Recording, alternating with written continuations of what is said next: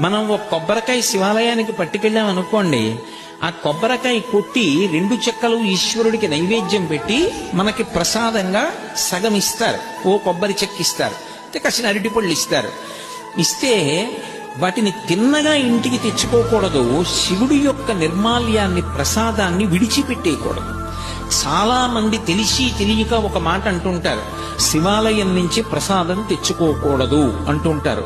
బాగా వినండి, శివాలయం నుంచి ప్రసాదం పట్టికెళ్ళి తీరాలి ఇంటికి.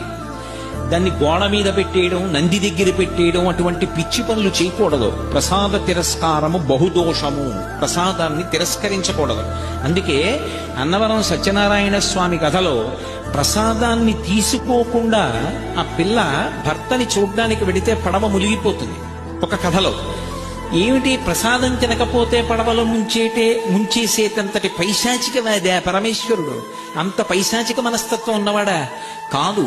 ప్రసాదము అంటే అనుగ్రహము, ఈశ్వరానుగ్రహము ప్రసాదం రూపంలో లోపలికి వెళ్ళి అందులో 6వ వంతు మనస్సుగా మారి మనకున్నటువంటి సమస్యలకి కావలసినటువంటి పరిష్కారం అదే మనసులో బుద్ధి నిర్ణయించి ప్రచోదనం చేస్తుంది.